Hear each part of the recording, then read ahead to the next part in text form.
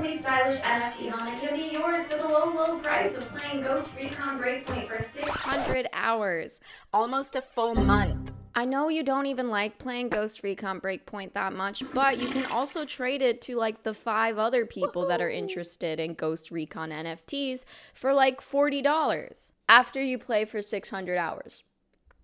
Almost a full month. The issues with NFTs have already been talked about in extensive detail by Folding Ideas. Issues ranging from how easy it is to scam people with NFTs because of how unregulated it is, rug pulls, and the fact that oftentimes what you're buying is a hyperlink to art. Not the art. You are buying a link. If you're buying a link, what if they don't renew their domain and the website goes down? What if the link stops working? How do you know what you bought? You don't. But today, I want to explore specifically NFTs in video games, the good, the mid, and the ugly. And personally, regardless of whether or not you like NFTs, I don't think they work in video games, and I'll tell you why at the end of the video. First, just to give NFTs a break for once, let's start with the good.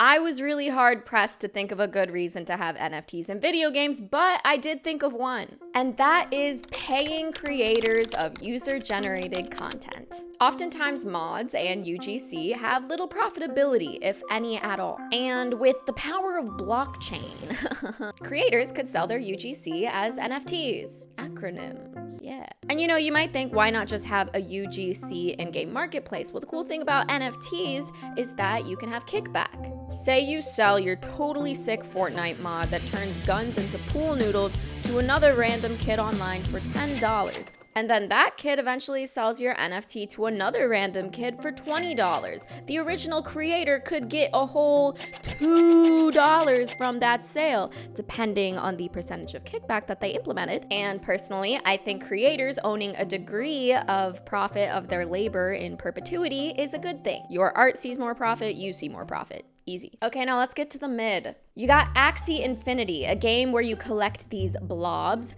and a good amount of people in Southeast Asia actually make money off of this game collecting little blobs, enough to the point that it can become their job and they can lift themselves and their family out of poverty. And that is good, giving people an income and a way to lift themselves out of poverty that is not mining, factory work, agriculture, or any sort of physically intensive labor that could leave you with an injury. I mean, I guess you could get tech neck or carpal tunnel from Axie Infinity, but you can also get that from League of Legends, so like, who cares? The mid comes in because Axie Infinity has an entry cost. You can't just pick up the game for free and start blobbing around. You have to buy in and own Axies, which at the low end costs $250 US, and you have to have a whole freaking team of Axies, like 3 Axies, so $750 US, which, mind you, in countries like the Philippines, is a lot of money. Thus, second-party businesses like Yield Guild Games have popped up. They loan Axies to people for a percentage of their profits. Some people, and by vaguely referencing some people, obviously I mean people on the internet,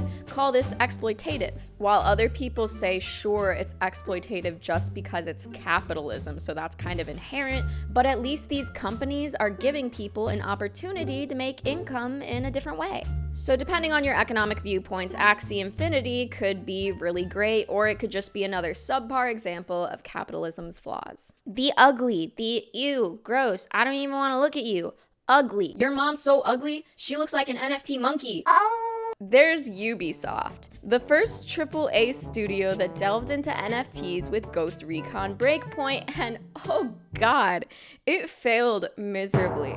First, they launched the NFTs in a game that was a failure. Second, the NFTs were incredibly hard to unlock because who is going to spend 600 hours on a mediocre game? And Ubisoft actually leads me into my main point for why I don't think NFTs belong in video games. Because one of the main selling points of NFTs is that they're decentralized, but put it in a video game and it is now tied to something centralized, a company, a video game, an online server. And then what's the point of your non-fungible monkey if it's gonna disappear as soon as a video game's servers go down?